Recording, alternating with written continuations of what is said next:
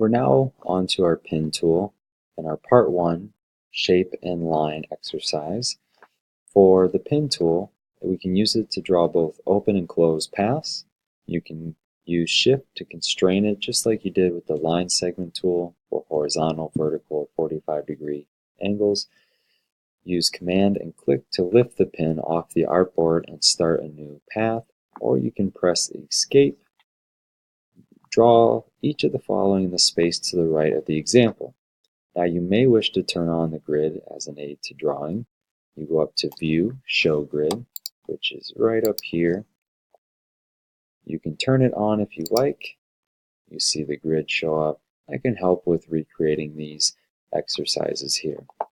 So for the straight line, we want to make sure that we have our pin tool selected. Our pin tool is right up here. Our shortcut key is the letter P. For the straight line, we're just going to click once and then click again, and there is our straight line.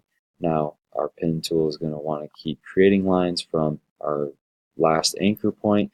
We don't want that, so you can press command and click, or if we go back, and I'll try the other way and show you just pressing escape. So now we're going to go ahead and create the C curve.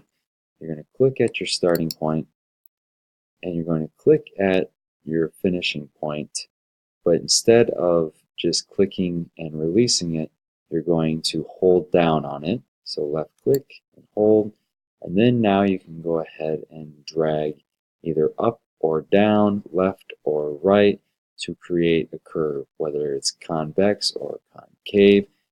Any type of curve you want, you can create it here. Now, we are constrained to where our anchor points are right now, but you can always adjust and change that in the future.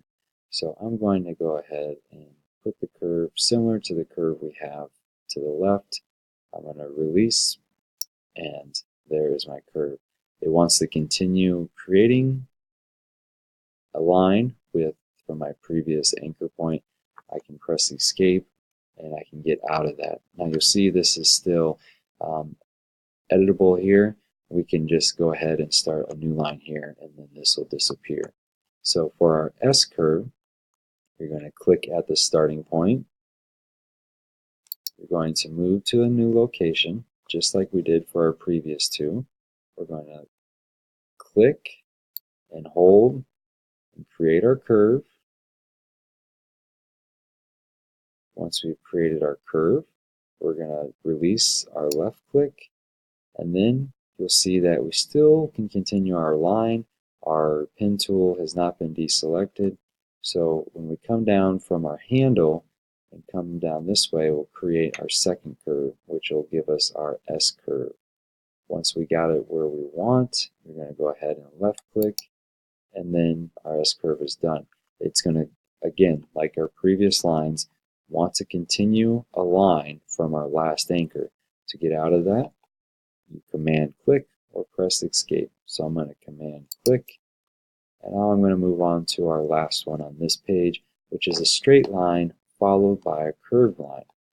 I'm going to left click, move over, click again. Now I'm going to do the same thing. I'm not going to deselect from this line. I'm going to just do the exact same thing by moving over, left click again, and just like my first line that had a curve, I'm going to keep down on the left click, and then I'm going to drag, and I can create a curve right off the anchor for my straight line. So it's out there. I'm going to release. It's going to want to continue creating a line from my last anchor. I am done working on this page. You can press escape, or you can command click to move on to the next page.